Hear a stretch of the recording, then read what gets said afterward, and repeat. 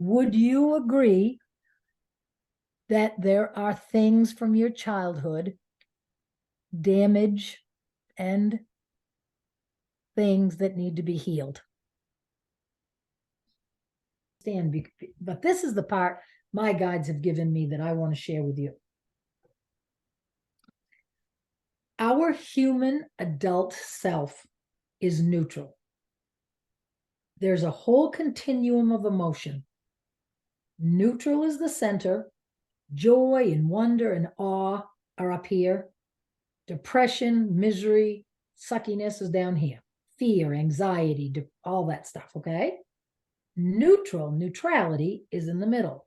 That is our adult self. When we are truly functioning in our adult self, we see a hole in the ship, the hole's in the boat, we get the fucking duct tape, we put it on the hole. We don't get all panicky, we just do it.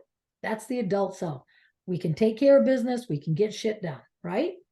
Emotions that are outside of that, it's our inner child. Well, we love this side of the continuum. We love to feel awe and wonder. That's our inner child that's in there dancing and happy. We love to feel that feeling of the night before Christmas and, oh, it's so wonderful and yay, good shit's coming. All of that. That's this end. So we like that part of it.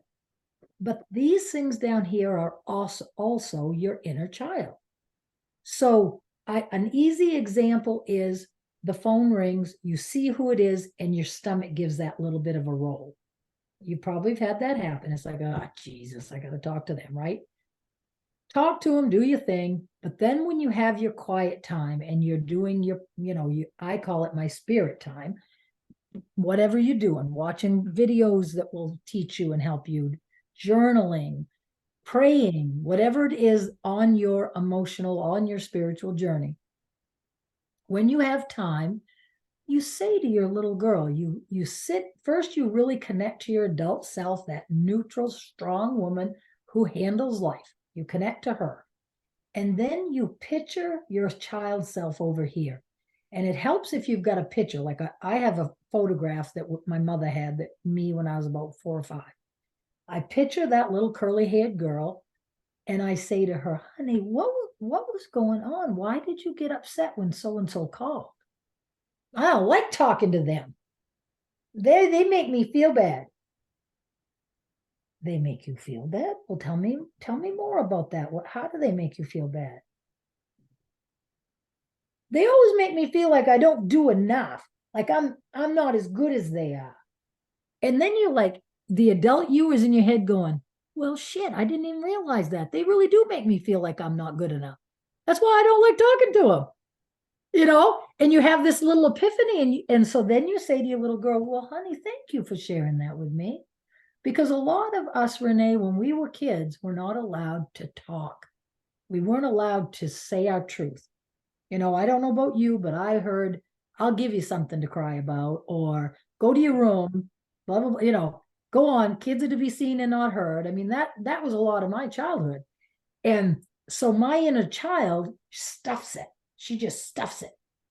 We need to encourage our inner child to speak. There's also a video I want you to look at that is by, what's her name? Tara Arnold. Tara, T-A-R-A, Arnold, A-R-N-O-L-D, I think, something like that. I'm not a very good speller, but Google will find it for you.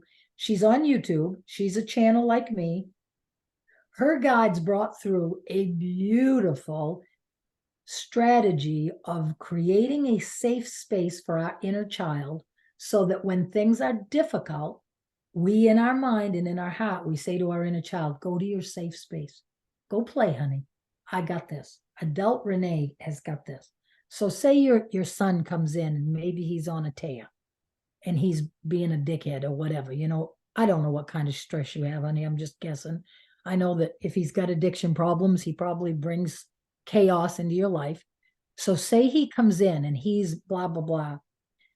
Your reactivity is because your inner child is afraid of whatever. Your inner child feels guilty because maybe you think you caused some of this, or it's familial or whatever whatever it is, I don't know. You have to do that work for yourself.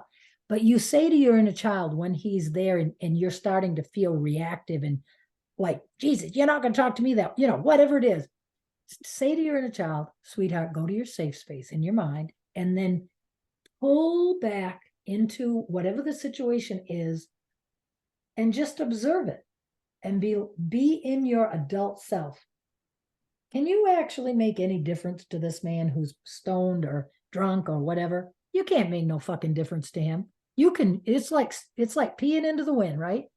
You know Yeah. that. You know that, and I know that. But they're great at getting us to engage.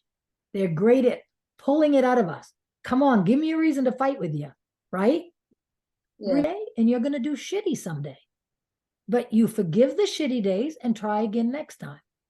So I feel strongly, Renee, that a starting place for you in your journey of having the things that you want health, you want your son to be well.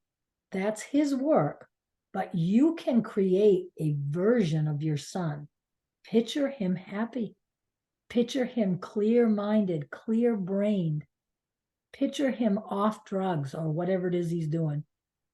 Just hold that picture and don't, as often as you can, when the fear comes in, oh my God, what if he kills himself? What if he commits suicide?